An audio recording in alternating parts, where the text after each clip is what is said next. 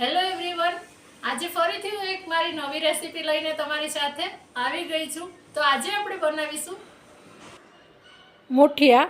તો આ આપણે ઊંધિયામાં જે મુઠિયા બનાવીએ છીએ એ મુઠિયા બનાવીશું। આને એમને નાસ્તામાં પણ ખાઈ શકાય છે, સાથે બીજા કોઈ પણ પાપડી મુઠિયાનું શાક કે ટામેટા મુઠિયાનું શાક, આમાંથી ગુવાર મુઠિયાનું શાક કોઈ પણ બનાવી શકાય છે। તો એના માટે મેં 1 કપ ઘઉંનો જે રોટલીનો ઝીણો લોટ આવે છે એ લીધો છે અને અડધો કપ ચણાનો લોટ લીધો છે, જે બેસન હોય છે એ લીધો છે। ત્યાર પછી અડધો કપ ફ્રેશ કાપેલી કોથમીર લીધી છે અને 1 કપ જેટલી આપણે મેથી લઈએ છીએ। મેથીની ભાજીને ધોઈ અને કોરી કરી લીધી છે। ત્યાર પછી મેં આ 1 ચમચી જેટલી ખાંડેલી આદુ મરચાંની પેસ્ટ લીધી છે। આમાં મસાલા છે એ ચડિયાતા કરવાના છે, એટલે આ મુઠિયા છે એનો ટેસ્ટ સરસ લાગે। ત્યાર પછી 1 ચમચી ખાંડ લેવાની છે, 1 મોટી ચમચી। હવે આની અંદર આપણે હળદર લેશું, અડધી ચમચી હળદર પાવડર લીધો છે, 1 ચમચી લાલ મરચું પાવડર લઈએ છીએ, 1 નાની ચમચી। ત્યાર પછી 1 ચમચી ધાણા જીરું પાવડર લઈએ છીએ। હવે આપણે સ્વાદ પ્રમાણે મીઠું લઈ લેવાનું છે।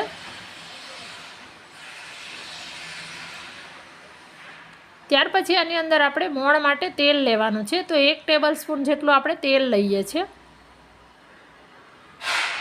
અડધી ચમચી જેટલો અજમો રહેવાનો છે અને અજમાને આ રીતે હાથેથી મસળીને લઈ લેવાનો છે।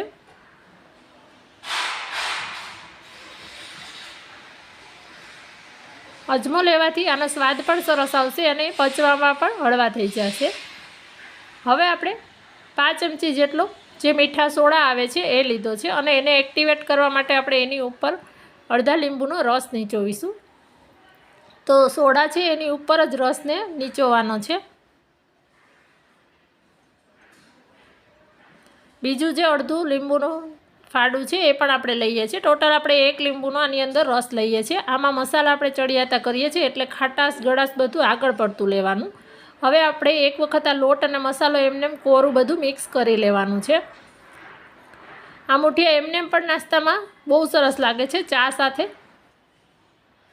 હવે આપણે થોડું થોડું પાણી લેતું જવાનું છે અને આને કઠણ લોટ બાંધવાનો છે। ચણાનો લોટ છે એટલે આ હાથમાં ચોંટશે,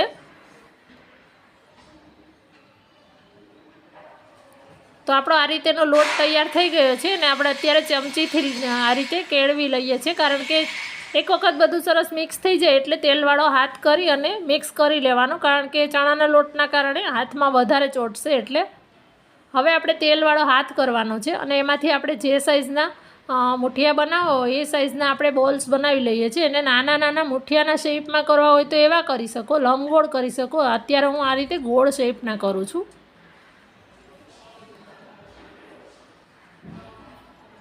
આને નાના જ અત્યારે કરીએ છીએ, કારણ કે તળિયા પછી થોડા ફૂલશે અને ઊંધિયામાં નાખશું ત્યાર પછી એ હજી એનું સાઇઝ છે એ મોટી થઈ જશે। એટલા માટે ઊંધિયા માટે બનાવતા હોય તો નાની સાઇઝના બનાવવાના। અત્યારે મેં બધા જ બોલ્સને આ રીતે રેડી કરી લીધા છે।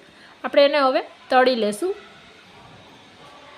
તો એક કઢાઈમાં આપણે તેલ ગરમ કરી લીધું છે અને તેલ ગરમ થાય એટલે આપણે એની અંદર મુઠિયા તળી લેવાના છે।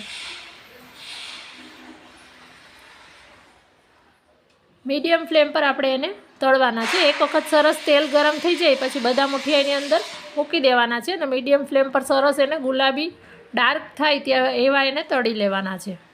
આ જ્યારે મુઠિયા તળાતા હોય ત્યારે જ આખા ઘરમાં એટલી સરસ સુગંધ આવે છે ને।